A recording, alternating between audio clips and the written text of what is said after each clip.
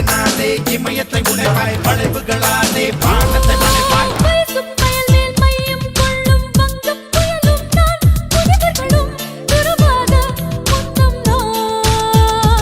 திசையை மாற்றிப் போடும் கெட்டிக்காரன் நான் சூரியனில்